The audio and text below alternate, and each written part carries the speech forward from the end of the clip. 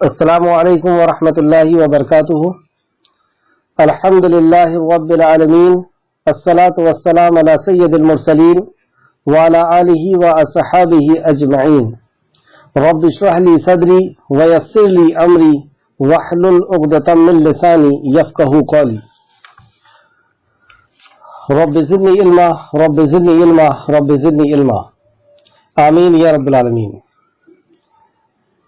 ہر قسم کی تعریف، حمد اور ثنا اللہ رب العزت کے لیے لائق اور زیبا ہے، جو ساری کائنات کا ایک و تنہا خالق، مالک، مربی اور منتظم ہے۔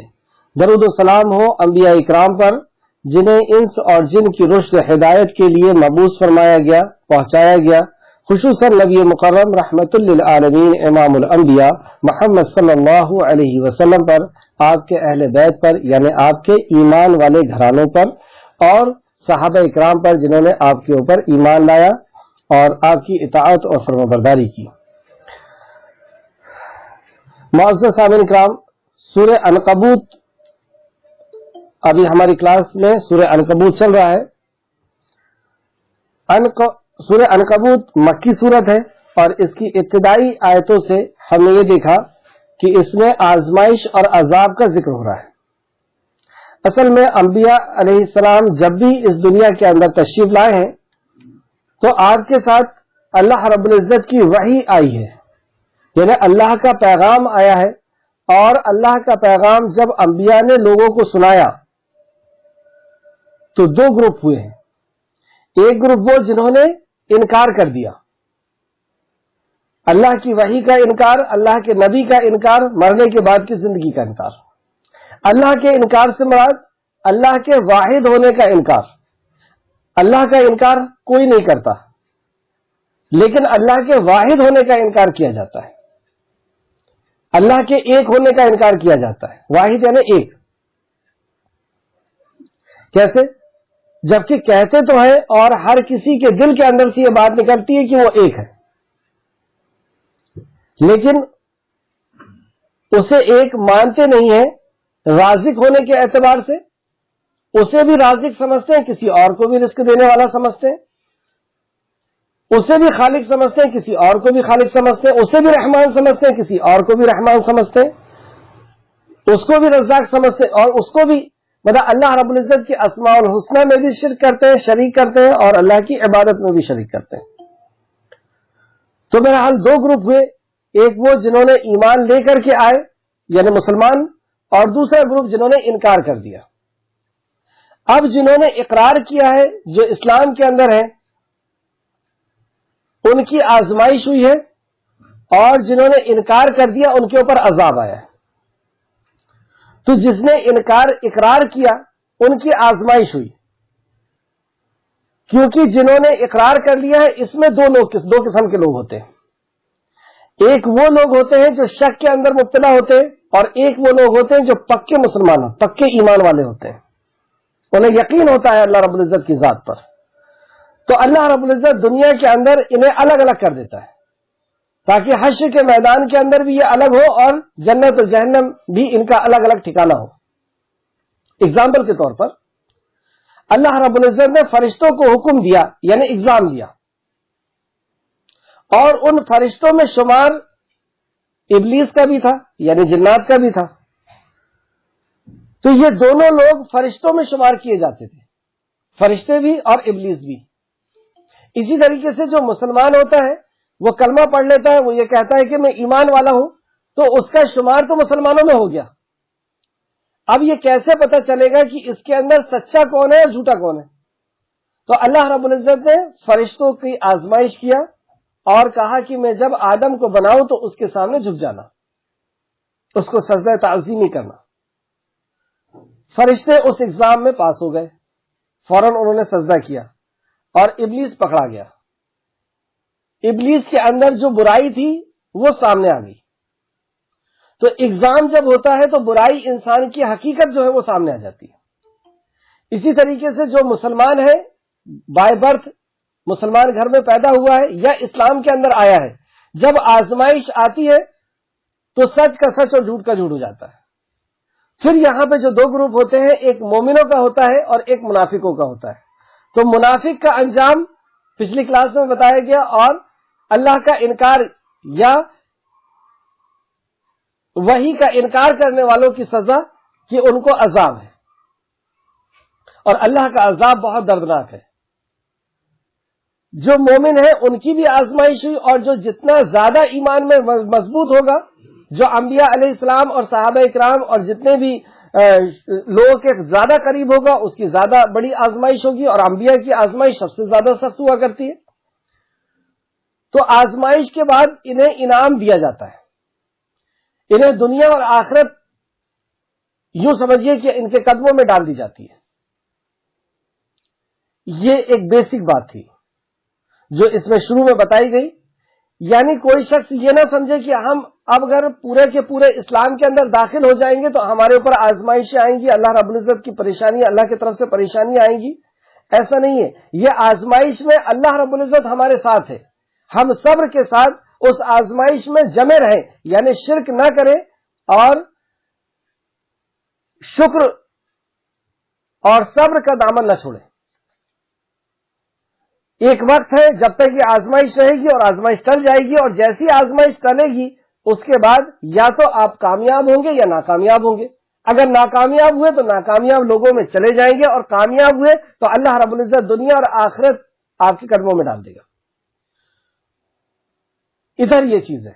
اور اس طرف اگر ہماری آزمائش نہیں ہوتی ہے، یعنی ہم اپنے آپ کو ایمان کا دعویٰ نہیں کرتے ہیں، ایمان کے اندر نہیں آتے ہیں، تو ہماری آزمائش نہیں ہوگی، اور پھر کیا ہوگا؟ پھر اللہ رب العزت کا عذاب آئے گا، تو دنیا بھی تباہ اور برباد ہوگی اور آخرت بھی تباہ اور برباد ہوگی۔ پہلی کلاس میں اس قسم کی باتیں تھیں۔ اس کے بعد اللہ رب العزت نے حکم دیا کہ والدین کے ساتھ حسن سلوک کرو، والدین کے ساتھ حسن سلوک کرنا ہے۔ اسی طریقے سے بیوی کو شوہر کے ساتھ حسن سلوک کرنا ہے، اس کے بہت مرتبہ ہے، مقام و مرتبہ ہے۔ ماں کا بہت مقام و مرتبہ ہے، اس کے بعد والد کا مقام و مرتبہ ہے، استاد کا مقام و مرتبہ ہے، امیر کا مقام و مرتبہ ہے۔ یہ سارے مقام و مرتبے ہیں، ان سب کی اطاعت کرنا ہے۔ لیکن جب یہ لوگ اللہ اور اللہ کے نبی کے خلاف کوئی بات کرے تو ان کی اطاعت ہمیں نہیں کرنا ہے۔ یہاں تک کہ اگر امیر بھی ہیں اور وہ اللہ اور اللہ کے نبی کی مخالفت کر رہے ہیں تو وہاں پہ ہم ان کی اطاعت نہیں کر سکتے، جیسے سورہ نساء کی آیت نمبر 59 میں اللہ نے فرمایا اطیعوا اللہ واطیعوا الرسول واولی الامر منکم، اللہ کی اطاعت کرو، اللہ کے نبی کی اطاعت کرو، اور اولی الامر کی اطاعت کرو۔ فإن تنازعتم، پھر اگر کسی معاملے میں اختلاف ہو جائے، فردوہ الی اللہ ورسولہ، تو لوٹ آؤ اللہ اور اس کے رسول کی طرف، یعنی امام کو یا آپ کے جو امیر ہیں ان کو چھوڑ دو۔ تو جہاں پر اختلاف ہو جائے گا وہاں پہ ہمیں اللہ اور اللہ کے نبی کے حکم کو ماننا ہے، وہاں پہ اپنے والدین کی یا شوہر یا استاد یا امیر کسی کی بھی بات نہیں مانی جائے گی جب اللہ کی بات یا اللہ کے نبی صلی اللہ علیہ وسلم کی بات آ جائے گی۔ تو پچھلی کلاس میں اس کے تعلق سے بھی مسلم شریف کی میں نے ایک حدیث کی دلیل دیا کہ معروف میں اطاعت ہے، اور اللہ اور اللہ کے نبی کی مخالفت میں کسی کی اطاعت نہیں کی جا سکتی۔ آخر میں کل کی کلاس میں ایک بہت اہم بات آئی کہ اگر ہم کسی کو برائی کی دعوت دیتے ہیں تو جو شخص برائی کرے گا اس کا بھی گناہ ملے گا، اور اس کے گناہ میں کوئی کمی نہیں کی جائے گی۔ جیسے اگر کسی نے کسی کو شرک کی دعوت دے دیا تو جو شرک کر رہا ہے اس کا گناہ تو اسے ہوگا، لیکن اتنا ہی گناہ اس کو بھی ہوگا جس نے اس کو شرک کی طرف بلایا تھا۔ اگر کسی نے کسی کو شراب کی دعوت دیا ہے تو شرابی کو جتنا گناہ ہوگا اتنا اس کو بھی ہوگا، کیونکہ اس نے اسے اس کے طرف اس کو بلایا ہے۔ اور اسی طریقے سے اگر ہم کسی کو نیکی کی طرف بلاتے ہیں، کسی کو توحید کی نماز کی دعوت دیتے ہیں، روزے کی، حج کی، زکوٰۃ کی دعوت دیتے ہیں، تو اس کے عمل میں کوئی کمی نہیں ہوگی اور اتنا ہی ثواب ہمیں ملے گا، کیونکہ ہم نے اس کو اللہ کے دین کی طرف بلائے ہیں، صحیح بات کی طرف بلائے ہیں، نیکی کی طرف بلائے ہیں۔ آج کی کلاس میں اسی کا سلسلہ آگے بڑھے گا کہ انبیاء علیہ السلام آتے ہیں اور وہ اللہ رب العزت کے پیغام کو پہنچاتے ہیں، اور دو گروپ ہوتے ہیں اس میں۔ ایک گروپ وہ ہوتا ہے جو انکار کر دیتا ہے، اور ایک گروپ وہ ہوتا ہے جو صحیح معنوں میں ماننے والا ہوتا ہے، ان کا ایگزام ہوتا ہے اور وہ کامیاب ہوتے ہیں، اور جو ناکامیاب ہوتے ہیں یعنی انہیں چیک کیا جاتا ہے دنیا کے سامنے۔ اللہ تو سب کچھ جانتا ہے، لیکن اللہ رب العزت حجت پوری کرتا ہے کہ کل اگر اسے ایسے ہی اٹھا کر کے جہنم میں ڈال دیا گیا تو یہ تو وہاں پہ جا کر کے چیخے گا، چلائے گا اور یہ کہے گا کہ میرے اوپر ظلم ہوا ہے۔ تو اللہ رب العزت دنیا میں ٹیسٹ لے کر کے اس سے بتا دیتا ہے کہ واقعی جیسے ابلیس کو اگر اللہ رب العزت ویسے ہی جہنم میں ڈال دیتا بغیر ایگزام کے، تو ابلیس تو یہی کہتا ہے کہ میرے اوپر ظلم ہوا ہے، میں تو بہت عبادت کرتا تھا، فرشتوں کے بیچ میں تھا اور مجھے اٹھا کے سیدھے جہنم میں ڈال دیا گیا۔ تو اللہ رب العزت نے ایگزام لیا اور اسے بھی یقین ہو گیا اور لوگوں نے بھی دیکھ لیا کہ واقعی اس نے نافرمانی کی اللہ رب العزت کی، گویا کہ یہ مستحق ہے کہ جہنم میں ڈالا جائے۔ تو دیکھتے ہیں آیت نمبر 14 سے آج کلاس رہے گی۔ وَلَقَدْ أَرْسَلْنَا نُوحًا إِلَىٰ قَوْمِهِ، اور بلا شبہ ہم نے نوح کو اس کی قوم کی طرف بھیجا۔ فَلَبِثَ فِيهِمْ أَلْفَ سَنَةٍ إِلَّا 50 عَامًا، تو وہ ان میں 50 کم 1000 سال رہا۔ نوح علیہ السلام آدم علیہ السلام کے بعد آنے والے اللہ رب العزت کی طرف سے نبی ہیں۔ تقریباً 10 پیڑھی کے گزر جانے کے بعد نوح علیہ السلام کو پہنچایا گیا۔ آپ کے پہنچانے کا مقصد، کیونکہ اس دور تک شرک نہیں تھا، جب دنیا کے اندر شرک آ گیا تو شرک کو ختم کرنے کے لیے یا شرک کی حقیقت بتانے کے لیے اللہ رب العزت انبیاء کو بھیجتا ہے۔ نوح علیہ السلام نے شرک کے تعلق سے انہیں بتایا، اور شرک جب دنیا میں شروع ہوا تو وہ کیسے شروع ہوا؟ شرک شروع ہوا اللہ کے نیک بندوں کی شان میں غلو سے۔ جو اسٹارٹ میں شرک ہوا تھا وہ پیڑ اور پتھر اور جانوروں کو اللہ کا شریک نہیں کیا گیا تھا۔ اللہ کے نیک بندوں کی شان بہت ہوا کرتی ہے اور بہت ان کی عزت ہوا کرتی ہے۔ جیسے اللہ رب نبی کریم صلی اللہ علیہ وسلم فرماتے ہیں کہ جب اللہ کسی کو پسند کرتا ہے تو جبریل امین، یعنی اللہ جب کسی سے محبت کرتا ہے، اللہ کسی کو جب پسند کرتا ہے، جس کو جب ولی بناتا ہے، تو جبریل امین کو بلاتا اور کہتا ہے کہ میں فلاں سے محبت کرتا ہوں، فلاں بن فلاں سے محبت کرتا ہوں، اے جبرائیل تم بھی اس سے محبت کرو۔ جبرائیل علیہ السلام بھی اس سے محبت کرتے ہیں۔ پھر جبرائیل علیہ السلام سارے فرشتوں کے بیچ میں جاتے ہیں اور کہتے ہیں فلاں سے اللہ محبت کرتا ہے، جبرائیل بھی محبت کرتا ہے، تم بھی اس سے محبت کرو۔ تو وہ فرشتے بھی اس سے محبت کرنے لگتے ہیں، اور وہ فرشتے جس چیز کی طرف پیدا کیے جاتے ہیں یا جس چیز کے لیے وہ بنے ہوتے ہیں وہ اس کے اوپر آتے ہیں۔ جیسے پانی کا کوئی فرشتہ ہے، کوئی پہاڑ کا فرشتہ ہے، تو پھر وہ ان کو آ کر کے کہتے ہیں کہ اللہ فلاں سے محبت کرتا ہے، جبرائیل اس سے محبت کرتے ہیں، ہم اس سے محبت کرتے ہیں، تم بھی اس کا لحاظ کرو۔ تو دنیا کی ہر چیز اس سے متاثر ہو جاتی ہے۔ تو یہ ہے مقام و مرتبہ اللہ رب العزت کے ولی کا، اللہ کے دوستوں کا، یعنی ایمان والوں کا۔ دوست کون ہے اللہ کا؟ ولی الذین آمنوا، اللہ ایمان والوں کا دوست ہے۔ تو ظاہر سی بات ہے کہ ان کا ادب اور احترام ہوگا، ان کی اطاعت اور فرمانبرداری ہوگی، اور ہم نماز کے اندر بھی یہی دعا کرتے ہیں، اہدنا الصراط المستقیم صراط الذین انعمت علیہم، اے اللہ ان کے راستے پر چلا جن پر تو نے انعام کیا۔ اور اللہ نے انعام کن کے اوپر کیا؟ سورہ نساء آیت نمبر 69۔ اللہ نے انعام کیا نبیین پر، صدیقین پر، شہداء پر اور صالحین پر۔ تو یہ جو نیک لوگ ہیں، ہم خود روزانہ یہ دعا کرتے ہیں کہ ہمیں ان کے جیسے بننا ہے، یعنی ہمیں ایک ایم دیا گیا اور اس ایم کو یاد دلاتا ہے اللہ رب العزت ہر نماز کے اندر کہ تمہارا یہ ٹارگٹ ہے۔ تم نماز روزہ حج زکات جو کر رہے ہو اس کے پیچھے تمہاری سوچ کیا ہونا چاہیے، تمہارا ٹارگٹ کیا ہونا چاہیے، تمہیں کہاں تک پہنچنا ہے۔ تو نبی کا معاملہ تو ختم ہے، اب تمہیں صدیق بننا ہے، شہداء بننا ہے، نہیں تو آخر میں صالحین تو بننا ہی ہے، اللہ کا نیک بندہ تو بننا ہی ہے، اللہ کا ولی تو بننا ہی ہے۔ تو ہماری یہ خواہش بھی ہوا کرتی ہے، اور ہر مومن بننے کی ہماری خواہش ہوتی ہے، روزانہ ہم دعا کرتے ہیں اللہ رب العزت سے۔ تو کوئی اگر ولی ہے اور اس کی شان میں اگر ہم نے غلو کیا، غلو کہتے ہیں اتی سویکتی کو، یعنی شان میں جو ان کا مقام و مرتبہ ہے اس مقام و مرتبے سے بڑھا دینا،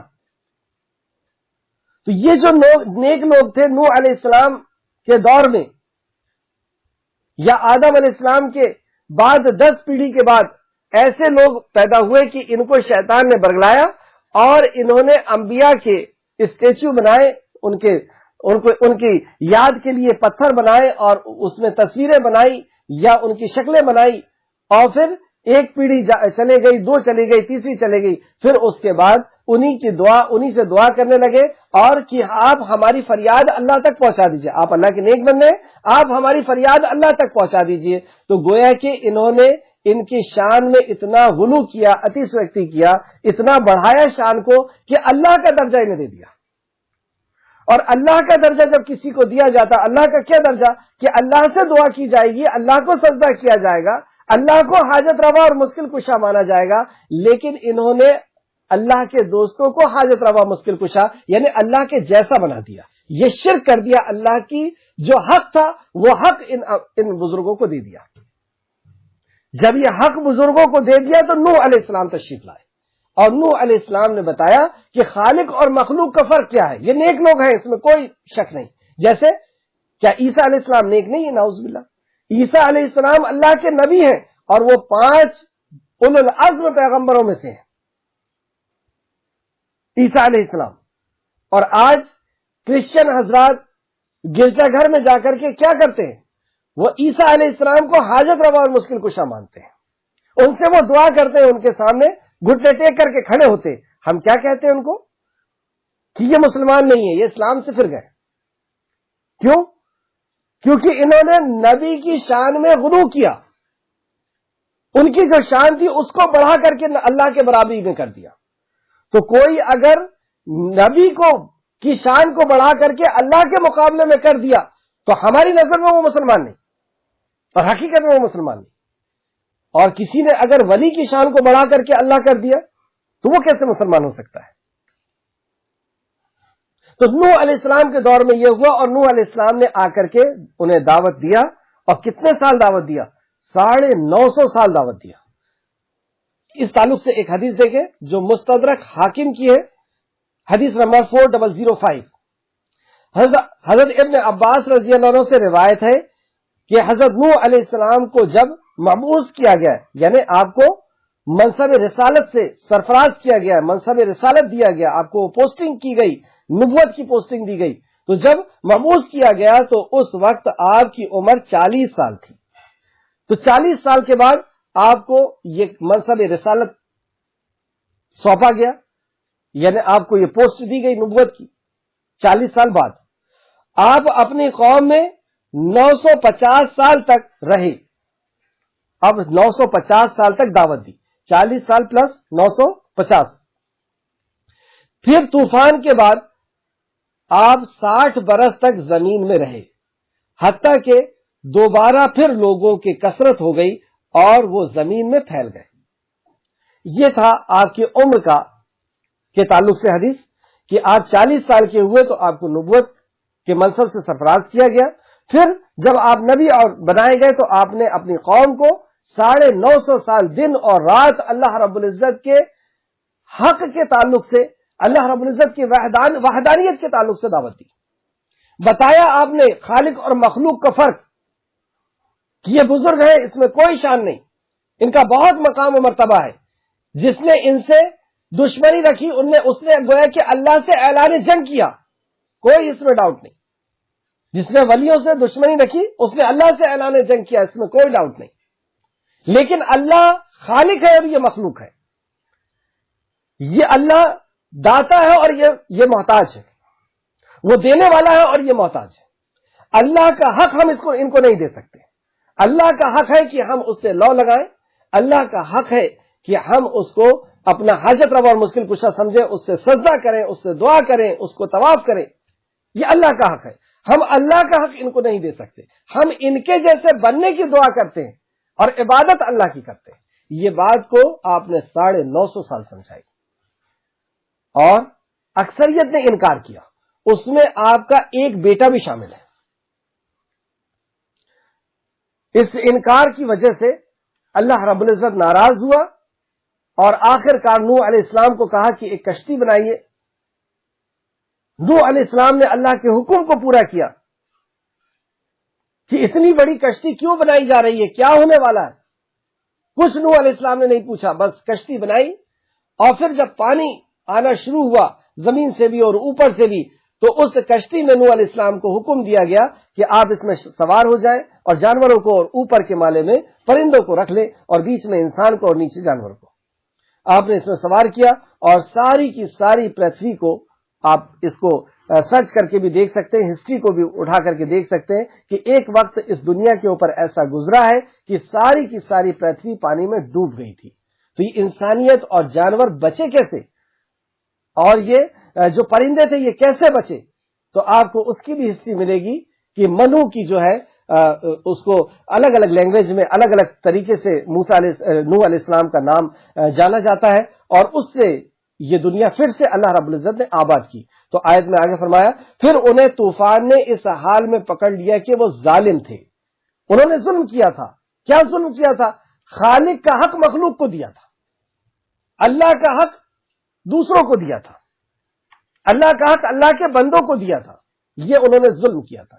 ان الشرک لظلم عظیم, یہ ظلم تھا. تو اس ظلم کی سزا کیا دی اللہ رب العزت نے؟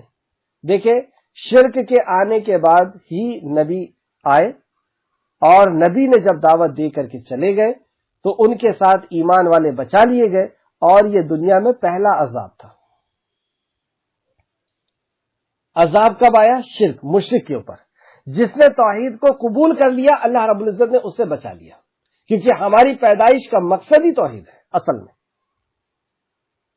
تو جس نے توحید کو قبول کیا اللہ رب العزت نے اس کے لیے کشتی کا انتظام کیا اور اسے بچا لیا. جس نے توحید کو قبول نہیں کیا اللہ رب العزت نے اسے پانی میں غرق کر دیا, انہیں ڈبا ڈبا کر کے ختم کر دیا. اور جو بچے تھے, یہ ایگزام, اور جو بچے تھے پھر ہم نے اسے اور کشتی والوں کو نجات دی. اب انہیں انعام دے دیا, نجات دی. کیا انعام دیا؟ ساری دنیا کے وہ بادشاہ ہوئے, پوری دنیا کے لوگوں کو ختم کر دیا گیا. اب یہ چند لوگ اس میں بچے. پھر ہم نے اسے اور کشتی والوں کو نجات دی, اور ہم نے اس کشتی کو دنیا والوں کے لیے عظیم نشانی بنا دی. یہ ہے اللہ رب العزت کی نشانی کہ یہ آزمائش میں, اور سچے جو مومن ہیں, جو سچے نوح علیہ السلام کے یا نبیوں کے ماننے والے ہیں, اللہ رب العزت کی وحدانیت کے ماننے والے ہیں, اللہ رب العزت انہیں ہر دور میں سرخرو کرے گا, دنیا میں بھی اور آخرت میں بھی ان کو عزت سے سرفراز کرے گا. اور جس نے اللہ کا حق کسی مخلوق کو دیا, اللہ رب العزت کے حکم کی نافرمانی کی, تو اللہ اسے تباہ اور برباد کر دے گا. یہی قانون ہمیشہ رہا ہے اور ہمیشہ رہے گا. آیت نمبر 16, اور ہم نے ابراہیم کو وَإِبْرَاهِيمَ إِذْ قَالَ لِقَوْمِهِ اعْبُدُوا اللَّهَ, اور ہم نے ابراہیم کو جب اس نے اپنی قوم سے کہا, ہم نے ابراہیم علیہ السلام کو بھیجا. یہ اللہ رب العزت کے خلیل ابراہیم علیہ السلام کی دعوت کا یہاں پہ ذکر کیا جا رہا ہے کہ ابراہیم علیہ السلام کو جب اللہ رب العزت نے بھیجا تو ابراہیم علیہ السلام کی بھی دعوت اور ہر انبیاء کی دعوت سب سے پہلے دعوت توحید رہی ہے. تو ابراہیم علیہ السلام نے بھی کہا کہ اللہ کی عبادت کرو. اللہ کی عبادت یعنی کیا ہوتا ہے؟ عبادت ایک جامع لفظ ہے. اللہ کے حکموں کو ماننا یہ اللہ کی عبادت ہے. اور اللہ کے حکم میں دو قسم کے حکم ہیں. ایک حکم یہ کہ یہ کام کرنا ہے, یہ کام کرو, اور اس کام سے رک جاؤ. تو جس کام کو کرنے کا اللہ رب العزت نے کہا اور جس کام سے رکنے کا اللہ رب العزت نے کہا, ان حکموں کو مان لینا اصل میں یہ عبادت ہے. اور یہ عبادت کا بیس توحید ہے کہ سب سے پہلے اللہ رب العزت کو ایک ماننا ہے, اس کے بعد اللہ کے سارے حکموں کو ہم مانیں گے. اور جب ہم ان سارے حکموں کو مانیں گے تو اللہ رب العزت ہمیں اس کا اجر دے گا. اور اگر بیس ہی نہیں رہے گا, یعنی توحید نہیں رہے گی, ایمان نہیں رہے گا, تو اللہ رب العزت کسی بھی عمل کو قبول نہیں کرے گا. اس تعلق سے کئی آیتیں میں آپ کو لکھا چکا ہوں اس کے پہلے, جیسے سورہ توبہ کی آیت نمبر 3 میں بھی اللہ نے فرمایا, اور بھی کئی جگہ اللہ نے فرمایا کہ اگر کوئی شرک کرتا ہے تو اس کے ساتھ اگر وہ کوئی دوسری نیکیاں کرتا ہے تو اس کی نیکی قبول نہیں کی جائے گی. عمل کی قبولیت کی سب سے پہلی شرط جو ہے وہ یہی ہے, وہ ایمان. الا الذین آمنوا وعملوا الصالحات, پہلے ایمان پھر عمل صالح. تو اگر توحید نہیں ہے تو کوئی بھی عبادت اللہ کے ہاں قابل قبول نہیں ہے.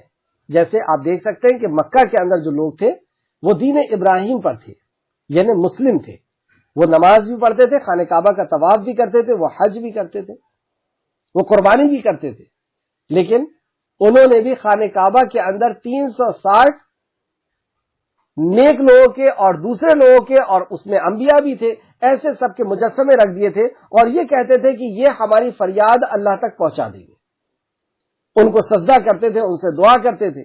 اس وجہ سے وہ مشرک کہلائے اور ان کی کوئی بھی عبادت کو اللہ رب العزت نے قبول نہیں کیا. سورہ توبہ کے اندر آپ نے پڑھ کے آ چکے ہیں. اور ہم نے ابراہیم کو کہا کہ ہم نے یعنی اللہ رب العزت نے ابراہیم علیہ السلام کو بھیجا اور ابراہیم علیہ السلام نے جب یہ کہا کہ اپنے رب کی عبادت کرو، پہلا حکم اللہ کی عبادت، توحید کا حکم، اور پھر اس کے بعد کہا تم اللہ کی عبادت کرو اور واتقوہ، اور اللہ کا تقوی اختیار کرو. تقوی، عبادت اور تقوی اصل میں اس پہ غور کریں تو یہ ملتی جلتی چیزیں ہیں. تقوی بھی ہے کہ اللہ رب العزت نے جس کام کو کہنے کا کرا ہے، حکم دیا ہے، اس کام کو کرنا، جس سے روک دیا اس سے رک جانا، یعنی قرآن و حدیث کے اوپر کھڑے اتر جانا، چھوٹے سے چھوٹا گناہ بڑے سے بڑا گناہ سے رک جانا. یہ ہے تقوی، یعنی اللہ کا ڈر، اللہ سے ایسی محبت ہو کہ اللہ کی نافرمانی کا ڈر ہو، اللہ کی ایسی معرفت ہو کہ اس کے غضب کا ڈر ہو، اس کے غصے کا ڈر ہو، اس کے عذاب کا ڈر ہو. اور عمر فاروق نے اس کی بہت اچھی اگزامپل دے کر کے سمجھایا کہ تقوی یہ ہے کہ کیا تمہاری کبھی خاردار جھاڑی سے گزر ہوا ہے، یعنی کانٹے والی جھاڑیوں سے تمہارا گزر ہوا ہے، تو کیسے گزرتے ہو وہاں سے؟ تو لوگوں نے بتایا کہ ہم اپنے دامن کو بچاتے ہوئے گزرتے ہیں کہ کانٹے میں ہمارا یہ دامن نہ پھنس جائے، ہمارا یہ کپڑا نہ پھنس جائے، اس جگہ نہ پھنس جائے، اس جگہ نہ پھنس جائے، تو ہم اپنے دامن کو بچاتے بچاتے نکلتے ہیں. یہ ہے تقوی کہ دنیا میں اللہ کی نافرمانی سے بچتے بچتے بچتے بچتے نکل جاؤ، اللہ کے حکم کو پورا کرتے ہوئے نکل جاؤ. تو یہ تقوی اختیار کرو. ٹھیک ہے، اگر یہ دونوں چیز کریں گے تو کیا ملے گا؟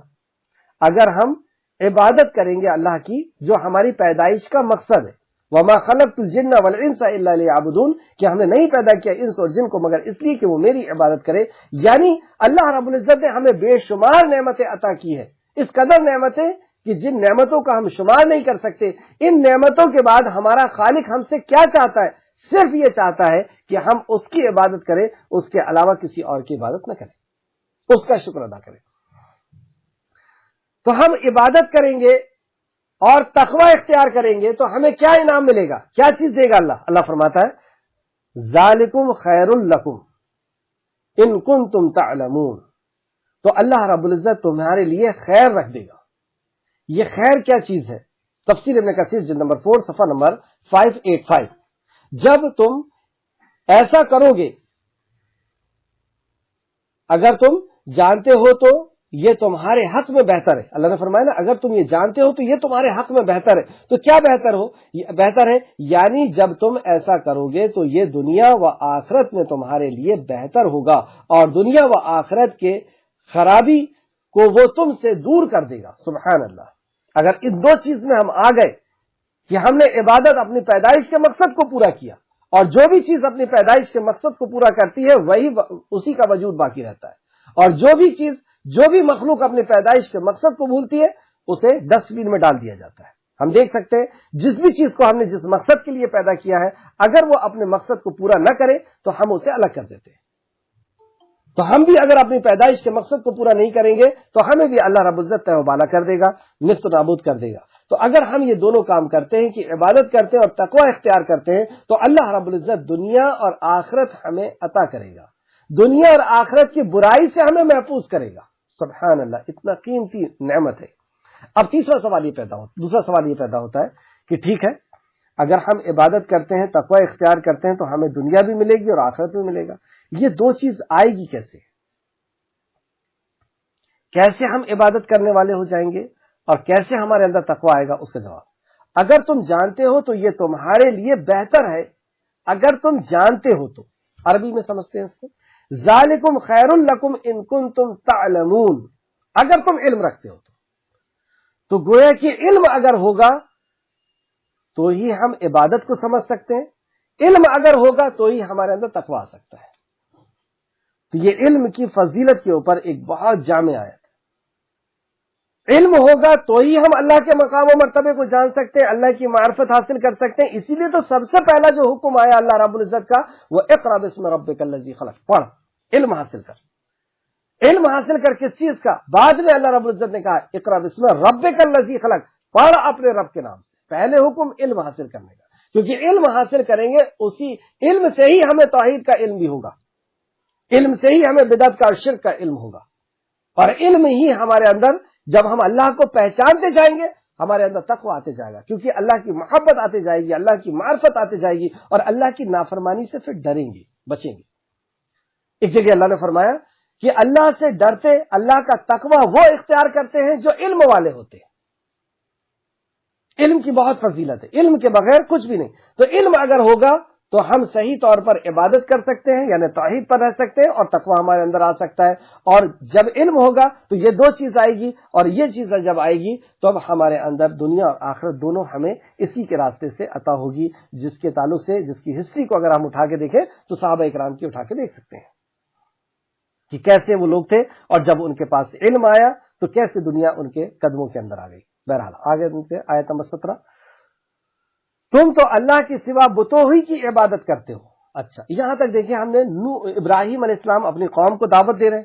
تو ابراہیم علیہ السلام نے پہلے اس بات, یعنی اللہ رب العزت کی عبادت کا انہیں حکم دیا, تقوی کا حکم دیا, اور اس کے فائدے بتائے, اور یہ کیسے حاصل ہوگا, علم سے حاصل ہوگا, یہ بھی بتا دیا. سبحان اللہ, کتنی جامع آیت, کتنا جامع اور پرفیکٹ جو ہے وہ دعوت ہے. اب یہ چیز جب آ جائے گی تو یہ تھا اس بات, جیسے لا الہ, اللہ کے علاوہ کوئی عبادت کے لائق, اللہ لا الہ, اللہ کے علاوہ لا الہ, اللہ کی عبادت کرنا ہے, لا الہ کوئی عبادت کے لائق نہیں, الا اللہ مگر اللہ کے. وہاں پہ پہلے نفی ہے, پھر اس بات ہے, لا الہ کوئی عبادت کے لائق نہیں, کوئی عبادت کے لائق نہیں, الا اللہ مگر اللہ کے. تو پہلے نفی ہے ساری مخلوق کی عبادت کی, اور یہاں پہ پہلے اس بات آیا کہ اللہ کی عبادت کرنا ہے, اللہ کا تقوی اختیار کرنا ہے, یہ علم سے حاصل ہوگا, پھر دنیا اور آخرت اللہ رب العزت تمہارے قدموں میں ڈال دے گا. اب نفی کے بارے میں بتا رہے ہیں, تم تو اللہ کے سوا بتوں کی عبادت کرتے ہو, یعنی اللہ کے علاوہ جن کی عبادت ہوتی ہے ان کا انکار, اور تم جھوٹ گڑتے ہو, کیونکہ تم جنہوں نے اللہ کی عبادت کرنا یعنی اللہ کے علاوہ کسی اور کی عبادت کرنا, یعنی اللہ کے علاوہ کسی اور کو حاجت روا اور مشکل کشا سمجھنا, مشکلوں کا دور کرنے والا, ضرورتوں کا پورا کرنے والا, اللہ کے علاوہ کسی اور کا سمجھنا, یہ جھوٹ گڑتے ہو تم. جھوٹ ہے یہ اللہ رب العزت کے اوپر کہ اللہ نہیں دیتا, یہ اولاد دیتا ہے, اللہ نہیں سنتا, یہ سنتا ہے, اللہ رب العزت نہیں دے سکتا, نعوذ باللہ استغفر اللہ, اور یہ دیتے ہیں. تو یہ تم جھوٹ گڑتے ہو کہ وہ دیتے ہیں, وہ نہیں دیتے, اور تم جھوٹ گڑتے ہو. کون بتا رہا ہے یہ خبر؟ یہ خبر خالق کائنات بتا رہا ہے. لیکن کب پتا چلے گا؟ جب ہم اللہ کے کلام سے جڑیں گے, اس کے کلام کو جانیں گے. بلا شبہ اللہ کے سوا جن کی تم عبادت کرتے ہو وہ تمہارے رزق کے اختیار نہیں رکھتے. صاف طور پہ اللہ رب العزت بتا دے. اللہ کے علاوہ میں سب مخلوق آ گئے, فرشتے بھی آ گئے, انسان بھی آ گئے, اور ہر قسم کی مخلوق آ گئی. پھر اس کے نیچے جنات بھی آ گئے. تو اللہ کے علاوہ تم جس کو بھی یہ اختیار رکھتے ہو کہ یہ رزق دیں گے, تو اللہ کے علاوہ کوئی بھی اختیار نہیں رکھتے رزق دینے کا. رزق کس کو کہتے ہیں؟ رزق زندگی گزارنے کے سامان کو, ہوا, پانی, کھانا, اور زندگی گزارنے کی جتنی بھی جو چیزیں ہیں, گھر, کپڑا, مکان, یہ جتنی بھی رزق کی چیزیں ہیں, یہ اللہ کے علاوہ کوئی تمہیں کچھ نہیں دے سکتا, نہ عزت نہ ذلت, کچھ نہیں دے سکتا. اب بتایا آگے, مطلب یہاں تک باطل معبود کی حقیقت بتا رہے ہیں کہ کچھ نہیں ہے اس کے اندر. لہذا تم اللہ کی ہاں رزق تلاش کرو, اللہ کے علاوہ تم کہیں اور رزق مت تلاش کرو. زندگی گزارنے کا سامان صرف اللہ کے ہاں ملے گا, وہی تمہیں سکون دے گا, وہی تمہیں رزق دے گا, وہی تمہیں عزت دے گا, وہی تمہیں اولاد دے گا, وہی تمہیں شوہر دے گا, وہی تمہیں بیوی دے گا. اللہ کے علاوہ کوئی کچھ نہیں دے سکتا. جب تک اللہ نہ چاہے کسی کے دل کے اندر تمہارے لیے محبت بھی نہیں آ سکتی، کسی کے دل میں تمہارے لیے رحم بھی نہیں آ سکتا. یہ سب کچھ اللہ رب العزت کے اختیار میں. اس لیے کیا کرنا ہے آگے؟ اور تم اس کی عبادت کرو. تو جب کوئی چیز کسی کے اختیار میں نہیں ہے تو پھر عبادت کیسے کی جائے گی اس کی؟ تو پھر آگے فرمایا اور تم اللہ ہی کی عبادت کرو. آپ دیکھیں کتنے جامع انداز میں ابراہیم علیہ السلام دعوت دے رہے ہیں کہ رزق اللہ کے علاوہ کوئی نہیں دے سکتا، رزق تم اس کے ہاں تلاش کرو اور اسی کی عبادت کرو. اور تیسرا حکم اور تم اس کا شکر کرو. جو نعمت تمہیں ملی ہے اس کا شکر کسی اور کو مت دو کہ میری ڈگری کی وجہ سے، میری طاقت کی وجہ سے، میری صلاحیت کی وجہ سے، میرے پیر کی وجہ سے، میرے بابا، میری دیوی، کسی کی طرف سے نہیں آئی. اس کا شکر صرف اللہ کو اختیار کرو. اس لیے ہم جب ہاتھ باندھ کر کے خالق کے سامنے کھڑے ہوتے ہیں تو سب سے پہلے یہی کہتے ہیں الحمدللہ، تمام تعریف، تمام قسم کا شکر. حمد دو معنی میں آتی ہے، تعریف اور شکر کے. تو تمام شکر اے اللہ رب العزت تیرے لیے. تو تم صرف اللہ کا شکر ادا کرو اور تم اس کے طرف لوٹائے جاؤ گے. اس چیز کو بھولو مت کہ تمہیں مرنا ہے اور لوٹ کر کے تمہیں کہاں جانا ہے. خاتمہ نہیں ہے، موت خاتمہ نہیں ہے، موت صرف ٹرانسفر ہے. تم ختم نہیں ہوگے. اب ختم نہیں ہوگے تو فیوچر کا پلان کر لو، فیوچر کے بارے میں سوچو کیا ہونے والا ہے تمہارا. تمہاری روح جانے کہاں والی ہے؟ تو جہاں سے آئی ہے وہاں جائے گی. جس نے اسے پہلی بار پیدا کیا وہ دوبارہ پیدا کرنا جانتا ہے. اور جو تمہارے اعمال تھے، جو تمہیں امانت دی گئی تھی، اس امانت کے بارے میں وہ پوچھے گا. ہم کسی کو اگر امانت دیتے ہیں تو امانت واپس بھی لیتے ہیں، اور اس امانت میں اگر کچھ خیانت ہوئی ہے تو اس خیانت کا بھی سوال کرتے ہیں. یہ اللہ رب العزت نے امانت دیا ہے. اللہ رب العزت نے یہ عمر امانت دیا ہے، یہ دولت، یہ طاقت، یہ امانت ہے اللہ رب العزت کی. اس کے تعلق سے اللہ رب العزت پوچھے گا تو تم اس کے طرف لوٹائے جاؤ گے. اس کو بھول کر کے مت جیو. یہ اب آخرت، توحید اور آخرت کی دعوت آپ نے پیش کی، اور آپ خود نبی ہیں، یہ بات اس میں ہوئی گئی. تو یہ تین چیز اصل میں دعوت کے بیس ہوا کرتے ہیں، توحید، آخرت اور رسالت. آیت نمبر 18 اور اگر تم جھٹلاؤ. ظاہر سی بات ہے کہ ہر انبیاء کو جھٹلایا گیا، تو پھر کیا کرنا؟ اب انبیاء کا سلسلہ ختم ہے، یہ کام آپ کو اور مجھے کرنا ہے. اور اگر جھٹلائے گئے تو کیا کرنا ہے؟ اس کا جواب اور اگر تم جھٹلاؤ تو یقیناً تم سے پہلے کئی امتوں نے جھٹلایا ہے. تم سے پہلے اور بھی انبیاء آئے، اور بھی امتیں آئیں، اور کئی امتوں نے جھٹلایا ہے. تم نئے نہیں ہو، اکثریت نے جھٹلایا. تو اب ہم کیا کریں؟ ہماری ڈیوٹی کیا ہے؟ تو پھر آخر میں انبیاء اپنی ڈیوٹی بتا رہے ہیں، اور رسول کا کام تو صرف کھلم کھلا پہنچا دینا ہے. ہمیں تو صرف یہ ڈیوٹی دی گئی ہے، ہمیں تو یہ کام دیا گیا ہے اللہ کی طرف سے. یہ ہماری ذمہ داری ہے کہ ہم اس اللہ کے پیغام کو پہنچا دیں کہ اس کے علاوہ کوئی اور عبادت کے لائق نہیں، اور تمہیں مرنا ہے اور مر کر کے اسی کے سامنے حاضر ہونا ہے. اور تمہیں تمہارے وہ اعمال کا حساب بتائے گا کہ تم نے کیا کیے تھے اپنے والدین کے ساتھ، کیا کیے تھے پڑوسی کے ساتھ، کیا کیے تھے ملک والوں کے ساتھ، اور فلاں. یہ تمہیں حساب دینا ہے اس کے سامنے حاضر ہو کر کے. اور ہم کوئی داروگا یا ہم تمہارے پر زبردستی کرنے والے نہیں ہیں کہ تم کو مار پیٹ کر کے جو ہم صحیح راستے پہ لائیں گے. ہمارا کام ہے صرف میسج کو پہنچا دینا اللہ رب العزت کے کہ یہ تمہارے رب نے یہ حکم تمہارے لیے پہنچایا ہے. اب اگر تم چاہو تو اپنے خالق کی، جس نے تمہیں حقیر قطرے سے تراشا ہے، جس نے تمہیں سننے سمجھنے کی طاقت دی ہے، جس نے تمہیں دیکھنے اور بولنے کی صلاحیت دی ہے، جس نے تمہیں کان، آنکھ اور دل دیا ہے، جس نے تمہیں ہوا، پانی اور زمین دیا ہے. تم چاہو تو اس کی بات مانو اور چاہو تو اپنی مرضی کی کرو. ہمیں تو صرف پہنچا دینا ہے. اور جب یہ پہنچ جاتی ہے بات تو انسان اچھی طریقے سے سمجھ جاتا ہے کہ اس کا خالق ہے کون.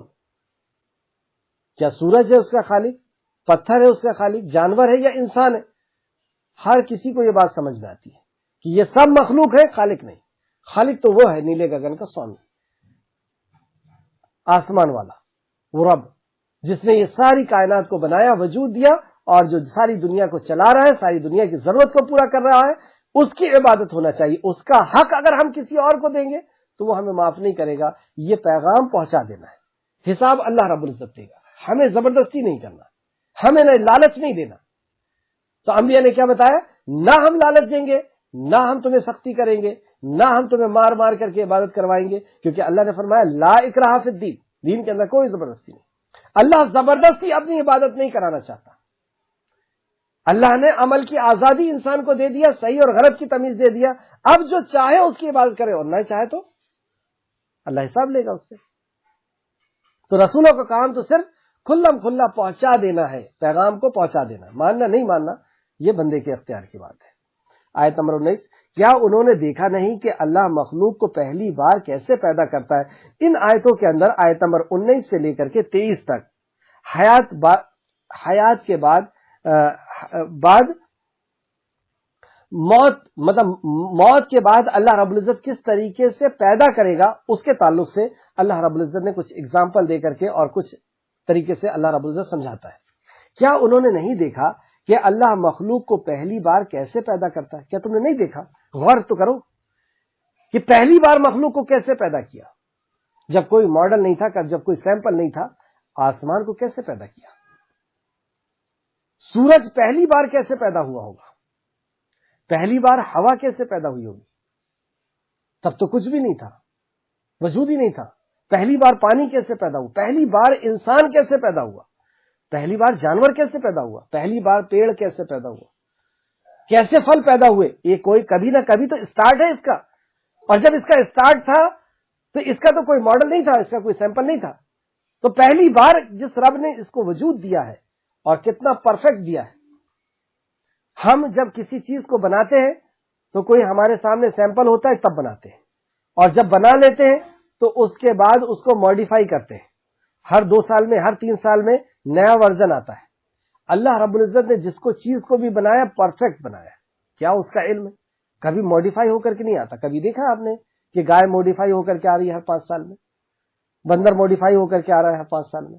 ایک بار بنا دیا, ریسرچ چل رہی ہے انسان کی باڈی کے اوپر, انسان کی جسم کے اوپر, اور کبھی کوئی کمی نکال کر کے کسی نے نہیں بتایا, صرف ریسرچ ہی کر رہے ہیں. یعنی یہ اللہ کی مخلوق کو پہچاننے پہ قاصر ہے. کیا پہنچتے ہی اللہ تک.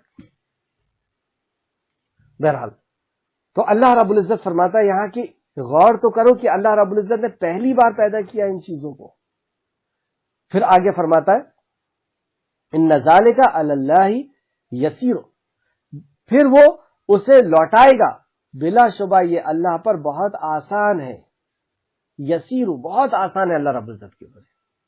جس نے پہلی بار پیدا کیا, کیا وہ دوبارہ پیدا نہیں کر سکتا؟ اب تو اس کے پاس سب کچھ ہے. تو موت کے بعد کی زندگی کے اوپر یقین دلا رہا ہے اللہ رب العزت. اور یہ ایک ایسی عظیم چیز ہے کہ جس انسان کو اس کا یقین ہو جائے کہ اسے مرنا ہے اور مر کر کے پھر زندہ کرے گا, وہ جس نے پہلی بار زندہ کیا ہے, تو اسے پھر کسی نصیحت کی ضرورت نہیں. اس کی زندگی بالکل سیدھی ہو جائے گی. وہ ہر لمحہ ہر کام میں یہ سمجھے گا کہ مجھے جینا ہے, جی اٹھنا ہے, اور اللہ رب العزت کا حساب دینا ہے. پھر سے اس آیت کو دیکھیں, کیا انہوں نے دیکھا نہیں, یہ اللہ رب العزت ہمارے لیے بھی اور قیامت تک آنے والوں کے لوگوں کے لیے یہ آیت بیان فرماتا ہے. کیا انہوں نے دیکھا نہیں کہ اللہ مخلوق کو پہلی بار پیدا کرتا ہے, پہلی بار کیسے پیدا کرتا ہے, پھر وہ اسے لوٹائے گا. بلا شبہ یہ اللہ پر بہت آسان ہے. دوبارہ پیدا کرنا اللہ پہ بہت آسان ہے. دوسری جگہ بھی ہم نے دیکھا کہ جسے سارے انسان کو ایک انسان کو پیدا کرنا آسان ہے, ویسی سارے انسان کو اللہ رب العزت کے لیے پیدا کرنا آسان ہے. کہہ دیجئے تم زمین میں چلو پھرو, یعنی یہاں پر تفریح کا اللہ رب العزت حکم دے رہا ہے. یہاں پر ایک جگہ سے دوسرے جگہ جانے کا اللہ رب العزت ہمیں آرڈر دے رہا ہے. تو یہ آرڈر بھی ہمیں قبول کرنا چاہیے, ہمیں بھی پکنک کے لیے جانا چاہیے. لیکن مقصد کیا ہے؟ اب مقصد بھی بتا رہا ہے کہ کیوں جاؤ گے تم یہاں سے, چلو گے پھرو گے. کہہ دیجئے کہ تم زمین میں چلو پھرو, جاؤ ادھر ادھر, پھر دیکھو اس نے مخلوق پہلی بار کیسے پیدا کیا. جاؤ باہر نکلو, دیکھو آسمان کو, سورج کو دیکھو, چاند ستاروں کو دیکھو, گیلیکسی کو دیکھو, اور جو دوسری مخلوق ہے اس مخلوق کی طرف غور کرو، سوچو اس کے بارے میں کہ کیسے پیدا کیا اس کو، اس مچھر کو کیسے پیدا کیا، اس مکھی کو کیسے پیدا کیا، اور مکھی کی آنکھ میں اس قدر لینس کس طریقے سے ڈال دیا کہ اس قدر کے زاویے سے اتنے اینگلوں سے یہ دیکھتی ہے۔ شہد کی مکھی کو اللہ رب العزت نے کیسی صلاحیت عطا کی، تو اس کے زمین میں چلو پھرو اور دیکھو کہ یہ پہاڑ کیسے بن گئے۔ بہرحال پھر دیکھو کہ اس نے مخلوق کو پہلی بار کیسے پیدا کیا، پھر اللہ ہی اسے دوبارہ پیدا کرے گا۔ جس نے اس کو ایک بار پیدا کر دیا ہے وہ بھولا نہیں ہے، وہ دوبارہ اسے پیدا کرے گا، یعنی یہ پوری مخلوق ختم ہوگی اور پھر سے اللہ رب العزت اس سے پیدا کرے گا۔ یہ ہو سکتا ہے کوئی پہلے مرے پھر کوئی بعد میں مرے، یا پہلے ختم ہو بعد میں دوسرا ختم ہو، لیکن ختم تو سب کو ہونا ہے، یہاں تک کہ فرشتوں کو بھی ختم، سب کو ختم ہونا ہے، اور پھر سے اللہ رب العزت ساری مخلوق کو پھر سے پیدا کرے گا۔ بلا شبہ اللہ ہر شے پر خوب قادر ہے۔ ان اللہ علی کل شیء قدیر، اللہ رب العزت ہر شے پر قادر ہے، وہ جب چاہے جیسا چاہے جب چاہے وہ کرنے پر قادر ہے۔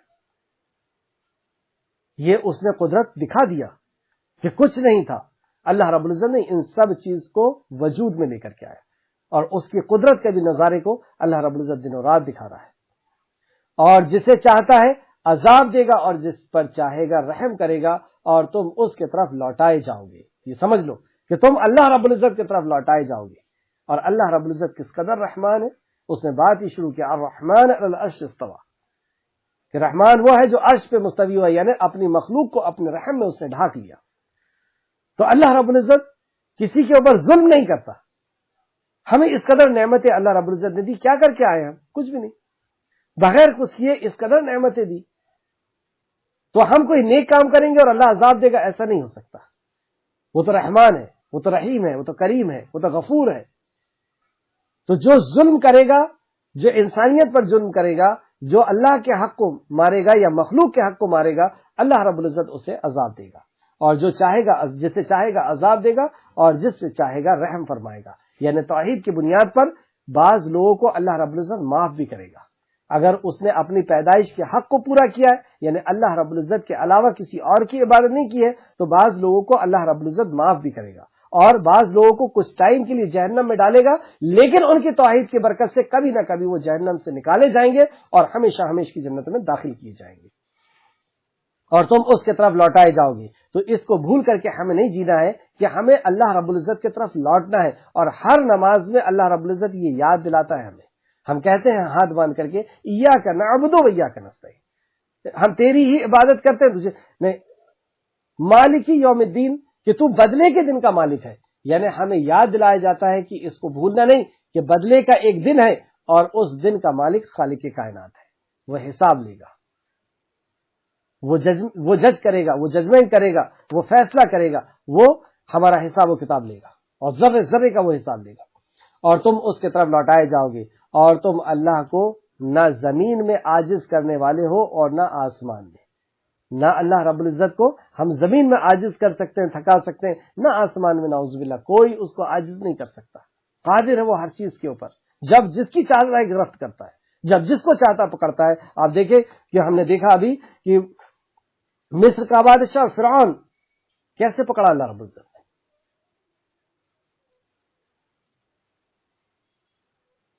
اور نبی کریم صلی اللہ علیہ وسلم کے دشمنوں کو کس طریقے سے پکڑا اللہ رب العزت۔ بڑے بڑے شرکس، بڑے بڑے جو ہے انسانیت کے اوپر ظلم کرنے والے، جب اللہ پکڑتا ہے تو منٹوں کے اندر تختوں کو پلٹ دیتا ہے۔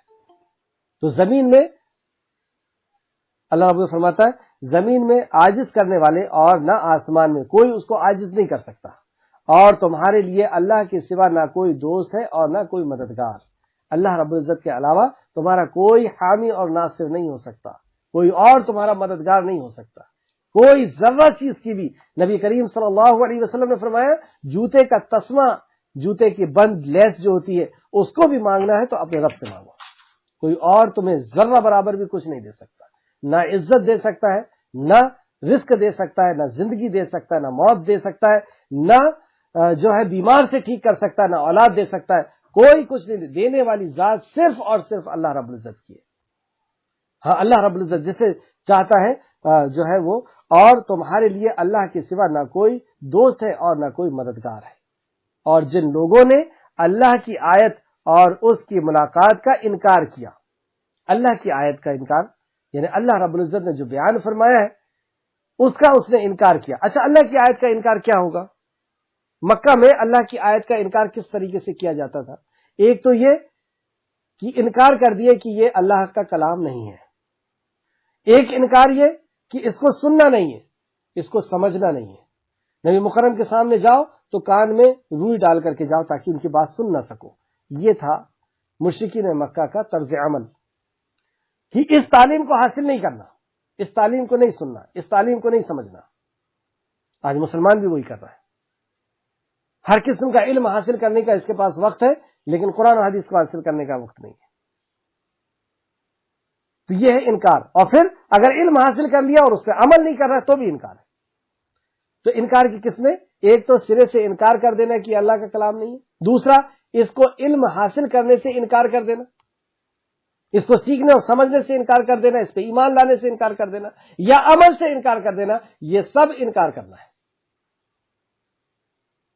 تو اللہ کی آیت کا اور ان کی ملاقات کا انکار کیا یعنی مرنے کے بعد کی زندگی کا انکار کیا تو وہی لوگ میری رحمت سے نا امید ہو چکے ہیں. ایسے لوگ ہیں جو اللہ کی رحمت سے نا امید ہے اور انہی کے لیے دردناک عذاب ہے. ایسے لوگوں کے لیے دردناک عذاب ہے. تو کیا پتہ چلا کہ کون لوگ ہیں کہ اللہ کی رحمت سے دور کر دیے جاتے ہیں اور دنیا و آخرت میں عذاب کے مستحق ہوتے ہیں. تو اللہ کی رحمت سے دور اور دنیا اور آخرت میں عذاب کے مستحق کون لوگ ہوں گے؟ جو اللہ کی آیتوں کا انکار کریں گے اور اللہ کی ملاقات کا انکار کریں گے یعنی مرنے کے بعد کی زندگی کا انکار کریں گے اور اللہ کی وحی کا انکار کریں گے. یا تو انکار سرے سے وہ کر دے یا انکار علم حاصل کرنے سے یا ایمان لانے سے یا عمل کرنے سے انکار. یہ سب انکار کی اس میں آئے گا. اللہ رب العزت ہم سب کو محفوظ رکھے کہ ہم اللہ رب العزت کے کلام کا انکار کریں. اے اللہ تو ہمیں تیرے کلام کی محبت عطا فرما، اس کو تدبر کرنے کی ہمیں توفیق عطا فرما، اس پر ایمان لانے اور عمل کرنے کی توفیق و رفیق عطا فرما. آمین یا رب العالمین. آیت نمبر 24. پھر ابراہیم کی قوم کا جواب. اب دیکھیے اتنے پیارے انداز سے ابراہیم علیہ السلام نے دعوت پیش کی، اللہ رب العزت کی وحدانیت کی دعوت پیش کی، اللہ کے رب ہونے کی اور اللہ کا تقوی اختیار کرنے کی دعوت دی اور اس کا رزلٹ بھی بتایا کہ دنیا اور آخرت تمہاری پرسکون ہو جائے گی، برائیوں کو اللہ رب العزت تم سے بچا لے گا. اور اس کی تفسیر میں تفسیر ابن کثیر کے حوالے سے بھی آپ کو بتایا کہ تمہیں دنیا اور آخرت اللہ رب العزت، نبی مکرم نے بھی فرمایا کہ قولوا لا الہ الا اللہ تفلحوا، کہہ دو اللہ ایک ہے کامیاب ہو جاؤ گے. کیسی کامیابی؟ عرب اور عجم تمہارے قدموں میں ہوگا. تو دنیا کا فائدہ بھی بتا دیا. اور پچھلی کلاسوں میں ہم پڑھ کے آئے کہ ہر نبی یہ کہتے تھے کہ اللہ کی توبہ کر لو، ایمان لے آؤ اور عمل صالح کر لو، اللہ رب العزت موسلادھار تمہارے اوپر بارش برسائے گا، تمہیں فصل دے گا، اولاد دے گا، فلا فلا فلا. یہ ساری نعمت اللہ رب العزت دنیا کی کب دے گا؟ جب تم توبہ کرو گے، ایمان لاؤ گے اور عمل صالح کرو گے. تو یہاں پر یہ فرمایا کہ اگر تم تقوی اختیار کرتے ہو اور عبادت کرتے ہو اللہ کی تو اللہ رب العزت تمہیں دنیا دے گا. اور یہ کیسے حاصل ہوگا؟ یہ علم سے حاصل ہوگا. اگر تم جانتے ہو تو جانو، تم علم حاصل کرو تو تمہیں یہ ساری چیزیں مل جائیں گی. اور تم نے اللہ کے علاوہ دوسروں کو الہ بنا لیا، یہ جھوٹ ہے. اللہ کے علاوہ کوئی اور رزق نہیں دیتا، رزق دینے والا صرف اللہ ہے. تو تم اس کی عبادت کرو یعنی اس سے مانگو، کیونکہ وہ دیتا ہے تو تم اس کی عبادت کرو یعنی اس سے مانگو. اور تم اس کا شکر ادا کرو کیونکہ اس نے دیا تو شکر بھی تم اس کا ادا کرو، کسی اور کا ادا مت کرو، نہ اپنی صلاحیت کا، نہ اپنی ڈگری کا، نہ اپنے بابا کا، نہ فلاں کا، نہ فلاں کا. تو تم اس کے طرف، اور تم یہ بھی مت بھولو کہ تم لوٹ کر کے اس کے سامنے جانو. کتنی پیاری دعوت ہے. اور اگر تم جھٹلاؤ گے تو کوئی دقت نہیں، ہمیں تو کوئی زبردستی تم سے کرنا نہیں. اگر تم اتنی صاف ستھری بات بھی تم جھٹلاؤ گے تو اللہ رب العزت، ہمارا کام تو صرف جو ہے وہ پیغام پہنچا دینا ہے. پھر مرنے کے بعد کی زندگی کے تعلق سے بھی اللہ رب العزت نے سمجھایا. لیکن قوم کا جواب کیا آتا ہے سنیے. اب ہم بھی جب توحید کی دعوت پیش کریں گے، اللہ رب العزت ہم سب کو توفیق عطا فرمائے کہ ہمیں توحید پہلے تو سکھا دے، کیونکہ جب تک ہم خود نہیں ہوں گے اس پلیٹ فارم پہ تو اس پلیٹ فارم پہ ہم کیسے بلا سکتے ہیں؟ جہاں پہ ہم خود کھڑے نہیں ہیں وہاں کی ہم دعوت کیسے دے سکتے ہیں؟ تو پہلے تو ہمیں خود توحید کو سمجھنا ہوگا، توحید کے علمبردار ہونا ہوگا، توحید پر کھڑے ہونا ہوگا، پھر ہم اس کو اس جگہ بلا سکتے ہیں. تو جب ہم بلائیں گے تو یہ پریشانیاں آتی ہیں، اور یہ پریشانی کے ساتھ میں اللہ رب العزت ہوتا ہے، اور جس کے ساتھ اللہ رب العزت ہو دنیا کی طاقت اسے کچھ نہیں کر سکتی. اب دیکھیے ابراہیم علیہ السلام کو یہ کیا کہتے ہیں. پھر ابراہیم کی قوم کا جواب بس یہ تھا کہ انہوں نے کہا اسے قتل کر دو یا اسے جلا دو. یہ قوم کا جواب. اس میں ان کے والد بھی شامل ہیں. اسے قتل کر دو یا اسے جلا دو. طے کیا گیا کہ اسے جلایا جائے تاکہ لوگ عبرت لے لیں اور کوئی ایسی جرات نہ کرے کہ ہمارے باپ دادا جس کی عبادت کرتے چلے آئے اس کے انکار کی کوئی جرات نہ کر سکے. اسے دردناک سزا دی جائے. آگ جلائی گئی اور اس قدر آگ کی تاریخ میں آتا ہے کہ اس کی آگ کی لپٹ اس قدر تیز تھی کہ اونچائی سے کتنی بھی اونچائی سے اگر کوئی پرندہ جائے تو جھلس کر کے اس میں گر جائے. ایسی آگ جلائی گئی اور ایک کسی چیز سے کسی مشین سے منزلیک سے ابراہیم علیہ السلام کو ڈالا گیا کیونکہ اب ڈالنے کو کوئی تیار نہیں کہ لپٹ سے وہ خود نہ جل جائے. ایسی آگ میں ڈالا گیا. لیکن اللہ آگے کیا فرماتا ہے؟ پھر اللہ نے اسے آگ سے نجات دی. یہ ہے اگزام، آزمائش. اور آزمائش میں کون ساتھ ہے؟ سچے لوگوں کے ساتھ اللہ ہے. جیسے نبی کریم صلی اللہ علیہ وسلم اور ابو بکر صدیق غار ثور میں ہے. ابو بکر کہتے ہیں یا رسول اللہ اگر انہوں نے اپنی پیر کو دیکھ لیا تو وہ ہمیں پا لیں گے. نبی مکرم نے فرمایا ڈرو نہیں، ہمارے ساتھ اللہ ہے. آزمائش چل رہی ہے لیکن ڈرنے کی بات نہیں کیونکہ ہمارے ساتھ خالق کائنات ہے. تو اللہ رب العزت کا جب یقین ہوتا ہے بندے کو تو اسی انداز میں فیصلے ہوتے ہیں. ابراہیم علیہ السلام کو اپنے رب کی ذات پر پورا یقین تھا. اللہ رب العزت نے آگ کو حکم دے دیا کہ ابراہیم کے لیے سلامتی والی ٹھنڈی ہو جائے. سلام علی ابراہیم، تو سلامتی والی ٹھنڈی ہو گئی. اور ابراہیم علیہ السلام کو اللہ رب العزت نے آگ سے ویسی کی ویسی جب آگ ٹھنڈی ہوئی تو ابراہیم علیہ السلام وہاں سے نکل کر کے آ رہے. اتنا بڑا معجزہ دیکھنے کے باوجود بھی جس نے ایمان نہیں لانا اس نے نہیں لانا. جو اللہ کی طرف رجوع نہیں ہونا چاہتا وہ ہدایت سے محروم ہو جاتا ہے. لیکن آگے آئے گا کہ لوط علیہ السلام تو ایمان والے تھے، انہوں نے ایمان لایا تھا. پھر کیا ہوا؟ پھر اللہ نے اسے آگ سے نجات دی. بے شک اس میں ایمان والوں کے لیے، لوگوں کے لیے نشانیاں ہیں. کیا نشانی ہے؟ کہ اللہ رب العزت جو فرمایا نا ان تنصر اللہ ینصرکم ویثبت اقدامکم، تو میرے دین کی مدد کرو میں تمہاری مدد کروں گا. ہر دور میں ہم دیکھتے چلے آ رہے ہیں کہ اللہ رب العزت نے انبیاء کی اور ایمان والوں کی کس طریقے سے مدد فرمائی. تو لوگوں کو کے لیے یہ نشانی ہے کہ ایسی ایسی جو چیز بظاہر ہمیں دکھ رہی ہے کہ آگ جلانے کے لیے پیدا کی گئی ہے، لیکن ہر چیز اللہ کے حکم کی محتاج ہے. جب تک اللہ حکم نہیں دے گا تو آگ بھی جلا نہیں سکتی. اور اللہ رب العزت نے اسے حکم دیا کہ آگ تمہیں سلامت کے لیے ٹھنڈی ہونا ہے تو وہ ٹھنڈی ہو گئی. اور اس میں عبرت ہے ہر ایمان والے کے لیے، ہر توحید پرست کے لیے کہ اللہ کی مرضی کے بغیر کچھ نہیں ہو سکتا. یہ آگ ہے. جیسے خالد بن ولید میدان کارزار میں جب داخل ہوتے تو انہیں یقین ہے کہ یہ تلواریں میرا کچھ نہیں کر سکتی. جب تک اللہ کا حکم نہیں تو خالد کو کوئی کاٹ نہیں سکتا. بہرحال آگے چلیں آیت نمبر 25. اور ابراہیم نے کہا تم نے اللہ کے سوا جن بتوں کو معبود ٹھہرا لیا ہے. اللہ کے سوا تم نے جس کو بھی معبود کس کو کہتے ہیں؟ جس کی عبادت کی جاتی ہے. عبادت یعنی جس کے حکموں کو مانا جاتا ہے، یعنی جس کو حاجت روا اور مشکل کشا سمجھا جاتا ہے. تو تم نے جو جن بتوں کو اپنا معبود ٹھہرا لیا ہے، خود سے ایسا ٹھہرا لیا، خود سے ایسا طے کر لیا ہے، تو یہ محض تمہارے آپس کے دنیا کے دوستی کی وجہ سے ہے. شرک کی وجہ سمجھ لیں آپ. تو یہ محض تمہارے آپس کے دنیا کی دوستی کی وجہ سے ہے. مطلب اس کی کوئی دلیل نہیں ہے. تمہارے دوست نے کہہ دیا، تمہارے باپ نے کہہ دیا، تمہاری خاندان نے کہہ دیا، یہ دوستی کی وجہ سے، اس کی کوئی دلیل نہیں. پھر روز قیامت تم میں سے ایک دوسرے کا انکار کر دیں گے. مطلب وہ تمہارا انکار کر دینے والے ہیں اور پھر مجبور ہو کے تم بھی ان کا انکار کر دو گے. تو یہی دنیا میں انکار کر دو نا ان کا. روز قیامت تم ان کا انکار کرو گے، وہ بھی تمہارا انکار کر دیں گے. جیسے عیسیٰ علیہ السلام کیا کہیں گے؟ اے اللہ جب تک میں ان کے بیچ میں تھا میں نے ان کو عبادت کے لیے نہیں کہا، اور جب میں آ گیا تو میں نہیں جانتا انہوں نے کیا کیا. اور سارے ایسے کہہ دیں گے ہم نہیں جانتے کہ انہوں نے کیا کیا. تو وہ بھی انکار کر دیں گے. اور وہاں پہ جب تم دیکھو گے کہ ہمارے معبود ہمارا انکار کریں تو تم بھی انکار کرو گے. اس سے اچھا یہ ہے کہ یہیں پہ انکار کر دو اور توحید پرست ہو جاؤ. پھر روز قیامت تم میں سے ایک دوسرے کا انکار کر دے گا اور تم میں سے ایک دوسرے پر لعنت بھیجے گا. وہاں پہ تم لعنت بھیجو گے اور تمہارا ٹھکانہ آگ ہے. یہ ہے شرک کا انجام کہ تمہارا ٹھکانہ اصل میں آگ ہے.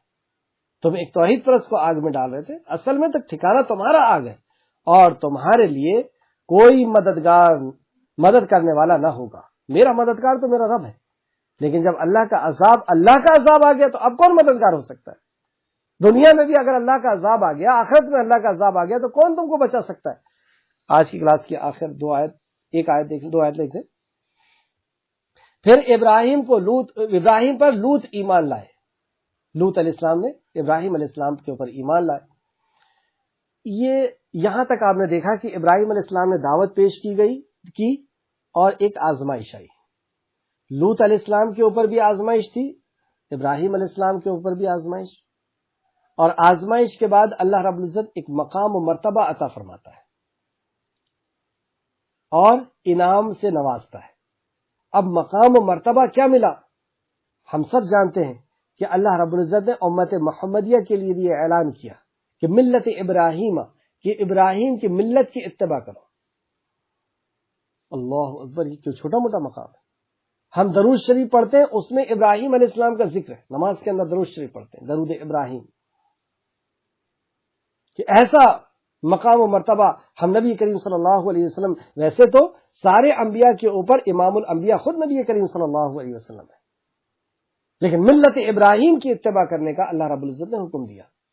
پھر ابراہیم پر لوط ایمان لائے، تو اب یہ جو دعوت پیش کی گئی، انکار کیا، اور جو ایمان والے ہیں ان کو اللہ رب العزت نے آزمایا۔ اب یہ آزمائش میں یہ کامیاب ہو گئے، یعنی آگ میں ڈالے جانے تک انہوں نے انکار نہیں کیا ایک رب کی عبادت کا۔ ابراہیم علیہ السلام جب آگ میں ڈالے جا رہے تھے تو اپنی جان بچانے کے لیے کیا انہوں نے انکار کیا؟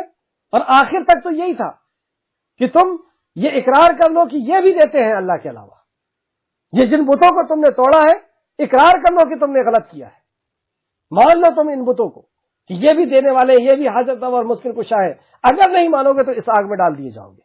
یہ آزمائش تھی۔ آخر تک ابراہیم علیہ السلام نے توحید کے دامن کو نہیں چھوڑا، مر جائیں گے، کٹ جائیں گے، جل جائیں گے، لیکن اللہ رب العزت کا حق کسی مخلوق کو نہیں دیا جا سکتا۔ یہ شان ہے ایمان والے کی، کیونکہ اس نے پہچان لیا اپنے خالق کو۔ تو آگ میں ڈالے گئے، یہ آزمائش تھی، اور اللہ رب العزت نے، اللہ ساتھ میں، اللہ رب العزت نے آزمائش سے بچا لیا۔ اب یہ کامیاب ہو گئے، آزمائش سے پاس ہو گئے۔ اب کامیاب ہو گئے تو کیا عطا کیا اللہ رب العزت نے؟ اب آئے سنیے آپ کہ اللہ رب العزت کیسا نوازتا ہے، اور ہم سب آزمائش کے کٹگرے میں کھڑے ہوئے، کیونکہ اللہ نے فرما دیا نا اس سورہ عنکبوت کی شروع میں ہی ہم پڑھ چکے ہیں کہ تم نے یہ کہہ دیا کہ ہم ایمان والے، اور تم نے گمان کیسے کر لیا کہ تمہیں چھوڑ دیا جائے گا؟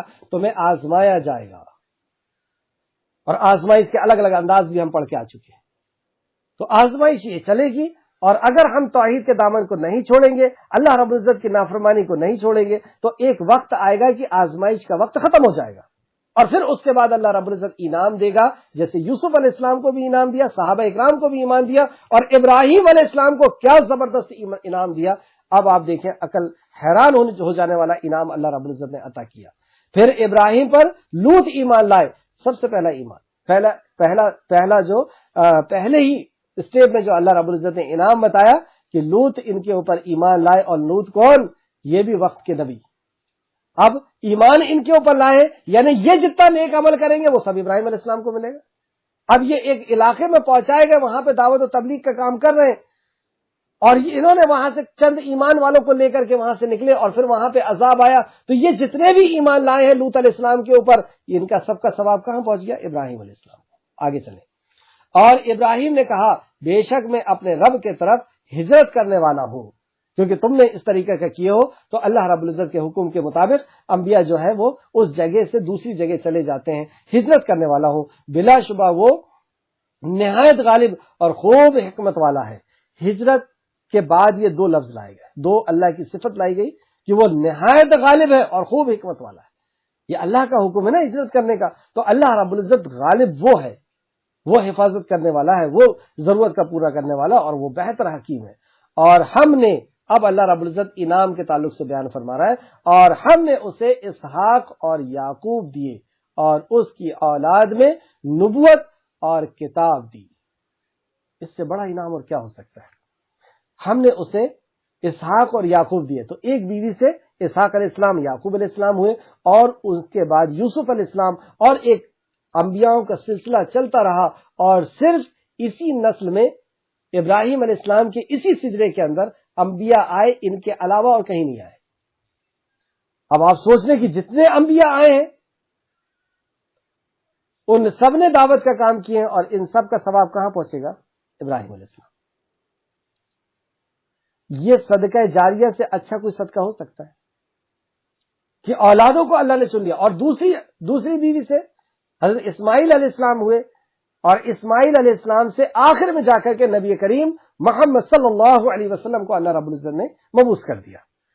تو یہ دونوں سجدہ اور دونوں انبیاء کیا، تو یعنی سارے کے سارے انبیاء اللہ رب العزت نے ابراہیم علیہ السلام کی نسلوں میں رکھ دیا۔ پھر سے دیکھیں، اور ہم نے اسے اسحاق اور یعقوب دیا، اور اس کی اولاد میں نبوت اور کتاب رکھ دی، اس کی اولاد میں نبوت اور کتاب رکھ دی۔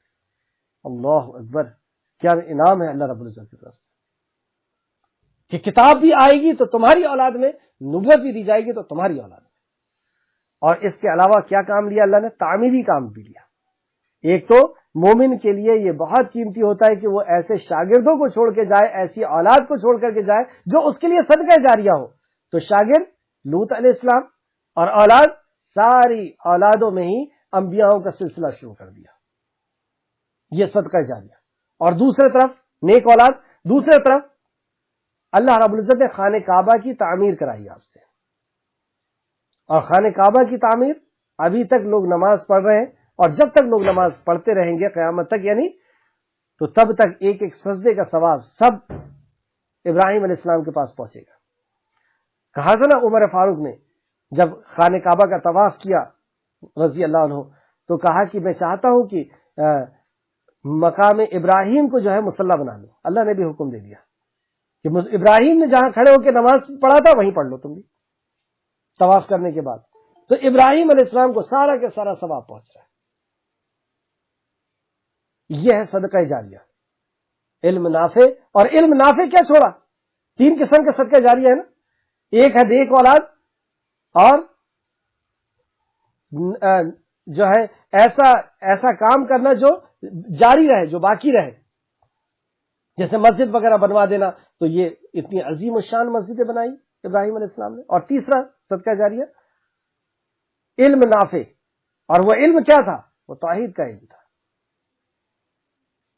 جو آئیڈیل کی شکل میں قرآن کے اندر بار بار ابراہیم علیہ السلام کا ذکر آتا ہے، اور ہر جگہ توحید کو لے کر کے آتا ہے۔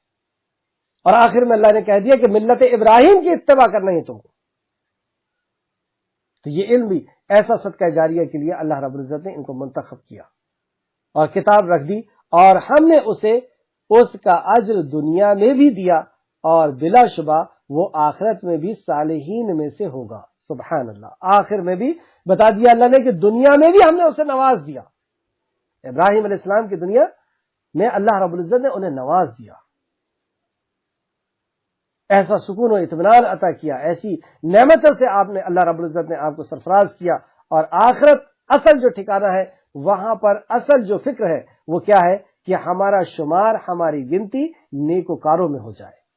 2 قسم کے لوگ رہیں گے، ایک بدکار رہیں گے جو جہنم میں ہوں گے، اور ایک نیکوکار ہوں گے جو اللہ رب العزت کے پاس جنت میں ہوں گے۔ تو یہاں پر اللہ رب العزت نے آخرت کے بارے میں بتا دیا، لہٰذا وہ ان کا شمار جو ہے وہ نیکوکاروں میں، اور البتہ اور بلا شبہ وہ آخرت میں صالحین لوگوں میں سے ہوں گے۔